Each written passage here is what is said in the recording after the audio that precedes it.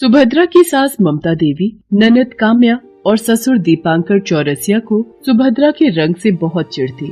सुभद्रा का रंग साफ नहीं था और सुभद्रा का यही काला रंग उसके ससुराल वालों की आंखों में खटक रहा था। लेकिन सुभद्रा अपने ससुराल वालों से बहुत प्यार करती थी और उनकी हर छोटी बात का ध्यान रखती थी। लेकिन उसके ससुराल वालों को इस बात से कोई फर्क नहीं पड़ता था। पास हो, पड़ोस हो, नाते रिश्तेदार हो, हर जगह मेरी थू थू हो रही है। पता नहीं अखिल को इस काली कलूटी में क्या दिखा जो इसने इससे शादी कर ली, वो भी बिना एक पैसा दहेज लिए। लेकिन लोगों को तो लग रहा है कि हमने मोटा पैसा लिया है इस काली कलूटी से। अखिल सुभद्रा का बेटा था। उसने 1 महीने पहले ही अपनी कॉलेज की दोस्त सुभद्रा से शादी की थी। दोनों में कॉलेज के समय से ही प्यार था और कॉलेज खत्म होते होते उन्होंने शादी करने का तय कर लिया था। कुछ दिनों पहले जब अखिल ने अपनी माँ को सुभद्रा के बारे में बताया और उससे मिलवाया तो तुम्हारा दिमाग खराब हो गया है क्या अखिल? तुम कहाँ और वो काली कलूटी कहाँ? मैं तुम्हें कभी भी उस लड़की से शादी करने की इजाजत नहीं दूंगी। माँ, काले रंग को इतना बुरा क्यों मानती हो? बचपन में जब तुम मुझे बाहर कहीं ले जाती थी तो काला टीका लगा कर ले जाती थी ना। स्कूल में काले ब्लैक बोर्ड पर ही टीचर ने सब कुछ सिखाया। काली माँ की तुम पूजा भी करती हो, तो फिर काले रंग से परहेज क्यों? अखिल के तर्कों का जवाब उसकी माँ के पास नहीं था।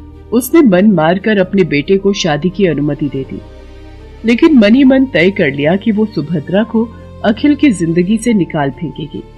ममता देवी को ये मौका जल्द ही मिल गया। अखिल कुछ दिनों के लिए ऑफिस के काम से शहर से बाहर गया हुआ था, इसलिए ममता देवी आज अपनी बेटी और अपने पति के साथ सुभद्रा को हमेशा के लिए रास्ते से हटाने का प्लान बना रहे थे। आपको जो कहा था वो आप लेकर आए हैं ना, या कल की तरह फिर से भूल गए? अरे नहीं भगवान, मैं लेकर आया हूँ। उसके बाद ममता के पति ने अपनी जेब से एक शीशी निकाली और उसे ममता की ओर बढ़ा दिया। बस इसकी कुछ बूंदें सुभद्रा के खाने में मिला देनी है, वो 24 घंटे के लिए बेहोश हो जाएगी। लेकिन उसके बाद क्या करना है माँ? फिर उसके बाद उसे बड़े से ब्रीफकेस में डालकर नदी में डाल आएंगे। रात 12 के बाद ही ये सब करना होगा, कहीं पड़ोसियों की नजर हम पर ना पड़ जाए। उन लोगों ने अपनी बहू के खाने में वो दवा मिला दी। खाना खाते ही सुभद्रा की आंखों के आगे अंधेरा छाने लगा और वो खाने की टेबल पर ही बेहोश हो गई। माँ, काली कलूटी बेहोश हो गई, अब जल्दी से आगे के प्लान को अंजाम देते हैं। उन लोगों ने सुभद्रा को एक बड़े से ट्रॉली बैग में डाला और लिफ्ट से बिल्डिंग के नीचे उतरने लगे। जैसे वो नीचे उतरे तभी मिस्टर शर्मा की नजर उन पर पड़ी। मिस्टर शर्मा उनकी बिल्डिंग में ही रहते थे। अरे इतनी रात को आप लोग कहाँ जा रहे हैं? और ये बैग तो बड़ा भारी लग रहा है। शर्मा जी के इस प्रश्न से तीनों के चेहरे पर हवाइयां उड़ने लगी। उन्हें समझ नहीं आ रहा था कि वो उनकी बात का क्या जवाब दे। तभी काम्या बोल पड़ी, वो अंकल, हमारे रिश्तेदार के यहाँ एक बड़ा हादसा हो गया है, अभी अभी खबर आई है, इसलिए हम अर्जेंटली वहाँ जा रहे हैं। अब अलग अलग सूटकेस लेते तो बहुत समय लगता और लगेज भी ज्यादा हो जाता, इसलिए बड़े ट्रॉली बैग में ही हम तीनों ने अपने अपने कपड़े डाल लिए। वैसे अंकल, आप इतनी रात को बाहर क्या कर रहे हैं? वो मुझे नींद नहीं आ रही थी, इसलिए बाहर टहलने लगा। शर्मा जी के सामने झूठी कहानी गढ़कर वे सभी वहाँ से निकले और उस ट्रॉली बैग को गाड़ी के डिक्की में डाला और शहर के बाहर वाली नदी की ओर निकल पड़े। उस शर्मा को कुछ शक तो नहीं हो गया होगा? अरे नहीं माँ, कुछ नहीं होगा, डरो मत। थोड़ी देर बाद ही वो नदी के पास थे और सुनसान काली रात में उस कृत्य को अंजाम दे रहे थे जिसे कोई देख लेता तो उन्हें राक्षसी समझता। उन लोगों ने ट्रॉली बैग को नदी में फेंक दिया। छपाक की आवाज आई और फिर सब शांत हो गया। लो जी, मिल गई इस काली बहू से मुक्ति। अब मैं अखिल की दूसरी शादी कराऊंगी किसी गोरी चिट्टी लड़की से, और दहेज में कम से कम 25 लाख और 5 तोला सोना और एक गाड़ी लूंगी। काला रंग क्या किसी की जान का दुश्मन बन सकता है? सोच के भी अजीब लगता है ना। लेकिन सुभद्रा के साथ यही हुआ। लेकिन संसार का सबसे बड़ा सत्य ये है कि मृत्यु और जीवन ईश्वर के हाथों में। अगली सुबह एक मछुआरन जिसका नाम कमला था, उसने मछली पकड़ने के क्रम में नदी में उस बड़े से बैग को देखा। अरे दया, इतना बड़ा बैग! वो उस बैग के पास गई और उसे बहुत ही मेहनत से खींच कर ले आई और उसने जैसे ही उस बैग को खोला तो उसके मुंह से चीख निकल गई। अरे देवा रे देवा, इसके अंदर तो लड़की है। अरे देवा, किसी ने इसे मारकर फेंक दिया क्या? कैसे कैसे लोग हैं इस दुनिया में। उसने चिल्ला चिल्ला कर अपने और साथियों को बुलाया। अरे वो देवेश, पंकज, विमला, अरे इधर आ रे, ये देख इस बड़े से बैग में एक लाश है। वो सभी भागते हुए वहां आए। उन लोगों ने भी जब सुभद्रा को इस तरह देखा तो उनके मुंह से चीख निकल गई। वो पुलिस स्टेशन जाने का सोच ही रहे थे, तभी सुभद्रा के कराहने की आवाज आई। अरे देवा, ये तो जिंदा है। कमला ने सुभद्रा से उसका नाम पूछा, लेकिन उसे तो कुछ भी याद नहीं था। अरे कुछ तो याद कर, कहाँ घर है तेरा और नाम क्या है तेरा? नाम तो नहीं पता। कमला को उस पर बहुत दया आई। वो उसे अपने घर ले आई और उसका नाम रखा श्यामली। कमला का कोई अपना था नहीं, तो वो उसे अपनी बेटी की तरह ही रखने लगी। उधर अखिल के घर वापस लौटने पर उसने जब अपनी माँ से सुभद्रा के बारे में पूछा तो, अरे बेटा, तुम्हारे जाने के बाद सुभद्रा ये बोलकर घर से निकली कि वो मॉल से तुम्हारे लिए शर्ट लाने जा रही है, क्योंकि तुम्हारा बर्थडे आने वाला है। मैंने उससे बोला भी कि मैं साथ चलूं क्या, या काम्या को ले जा, लेकिन उसने इनकार कर दिया। हाय हाय, हमारी बहू कहाँ चली गई?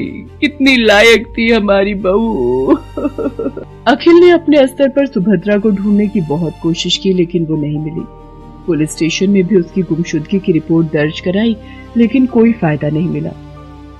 अखिल सुभद्रा के जाने के बाद बिल्कुल टूट गया था। वो सारा दिन रोता रहता, उसका काम करने का भी मन नहीं करता। आखिर कब तक तू इस तरह खुद को सजा देता रहेगा? कई महीने बीत गए सुभद्रा को गायब हुए। सुन बेटा, मुझे कहना तो नहीं चाहिए, लेकिन लगता है कि हमारी प्यारी बहू के साथ जरूर कुछ न कुछ अनहोनी हो गई है। नहीं माँ, ऐसा नहीं हो सकता। अगर ऐसा नहीं होता तो वो अब तक वापस नहीं लौटती। देख बेटा, जीवन चलने का नाम है। अगर नदी का पानी भी कहीं रुक जाए तो वो सड़ने लगता है। इसलिए तू सुभद्रा को भूल जा और दूसरी शादी कर ले। लेकिन अखिल ने दूसरी शादी से इनकार कर दिया। लेकिन धीरे धीरे उसके परिवार वाले उस पर शादी के लिए दबाव डालने लगे। इस बात से वो बहुत परेशान रहता था। एक दिन वो इन्हीं ख्यालों में खोया हुआ अपनी कार नदी के ऊपर से ड्राइव करके जा रहा था। तभी सामने से आ रहे एक तेज रफ्तार ट्रक पर उसकी नजर गई। उसने बचने की कोशिश की, लेकिन उसकी कार नीचे नदी में गिर गई। उस समय नदी में सुभद्रा और कमला मछली पकड़ रहे थे। उन्होंने कार को नदी में गिरते देखा तो, श्यामली जल्दी से भाग कर आ, यहाँ बड़ा एक्सीडेंट हुआ है। अखिल कार में बेहोश पड़ा था।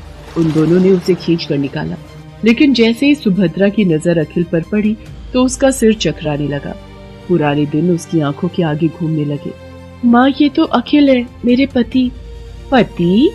थोड़ी देर में अखिल को भी होश आ गया और उसने जब सामने अपनी सुभद्रा को देखा तो, सुभद्रा, सुभद्रा, तुम कहाँ चली गई थी?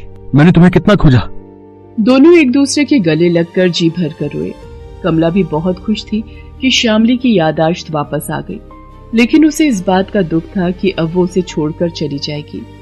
नहीं माँ, मैं तुम्हें छोड़कर कहीं नहीं जाऊंगी, तुम मेरे साथ मेरे घर चलो। अखिल के साथ सुभद्रा जब अपने घर पहुंची तो उसके परिवार वाले चौंक गए। उन्हें समझ नहीं आ रहा था कि सुभद्रा जिंदा कैसे बच गई, लेकिन उन्होंने ये बात सुभद्रा के सामने जाहिर नहीं होने दी और घड़ियाली आंसू बहाने लगे। भगवान का लाख लाख शुक्र है, मेरी बहू वापस आ गई। अरे तू कहाँ चली गई थी? लेकिन आज सुभद्रा के ससुराल वालों के नाटक का समापन होना था। इंस्पेक्टर दयाल, जो सुभद्रा की गुमशुदगी की जांच कर रहा था, उसे बिल्डिंग के शर्मा जी से उस रात की सारी घटना का पता लग गया था। उसने फोन पर अखिल को सारी बातें बताई तो वो चौंक गया। ये आप क्या कह रहे हैं? मैं थोड़ी देर में आपके घर पहुंच रहा हूँ, फिर सारी बातें क्लियर करूंगा। कुछ देर बाद इंस्पेक्टर दयाल अपनी टीम के साथ वहाँ पहुँचा और उसने डिटेल में सारी बातें अखिल को बताई। ये सब गलत है बेटा, हमने कुछ नहीं किया है। हम तो अपनी बहू को बहुत प्यार करते हैं। माँ अगर प्यार करती तो उसे मारने की साजिश नहीं रचती, मुझ पर बार बार शादी का दबाव नहीं बनाती। शक तो मुझे भी था माँ, लेकिन पुलिस ने सब दूध का दूध और पानी का पानी कर दिया। पुलिस उन तीनों को गिरफ्तार कर जेल ले गई और उन पर हत्या की साजिश का मुकदमा चला। सुभद्रा अखिल और कमला के साथ अपनी नई दुनिया, जहाँ नफरत की कोई जगह नहीं थी, वहाँ रहने लगी।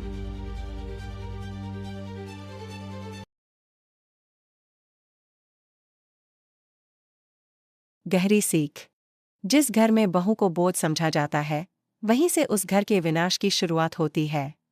और जो औरत को तोड़ना चाहते हैं, वक्त एक दिन उन्हें ही तोड़ देता है।